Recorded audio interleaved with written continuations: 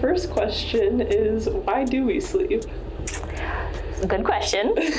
That is the cool part about sleep research is we actually don't totally know why we sleep.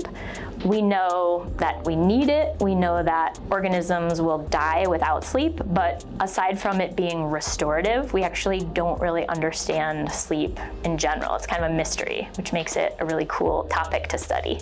So you said that we need it, but what happens if we don't have it? Well, so a lot of my work has focused on exactly that. So we know from the field that if you don't get enough sleep, your glucose will increase, your blood glucose. You'll have impairments in memory and reaction time, and basically increased risk for a lot of different diseases. So diabetes, which we study, but also like lots of types of cancer, kidney disease, cardiovascular disease.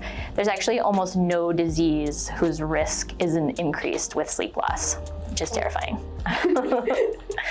And why are some people morning people and other people night people? Ooh, good question. And I'll ask you then after which one you are. It's actually genetically determined. So that's why I always say there's no morally superior time of going to bed or waking up. It's actually totally dependent on your gene, your genotype.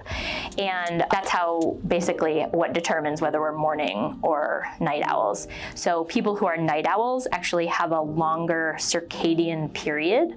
So that's the time of your, like the duration of your circadian cycle. And morning people, we call them larks, have a shorter circadian period. So what are you? I'll ask you. Definitely a morning person. You are? Okay, so that's actually more rare. I'm a night owl, so most people are actually more on the night owl side. So I always am happy when a morning lark joins the lab because that means you can do the morning shifts that nobody else wants. Yeah. What's a topic in the field of research that has you excited right now?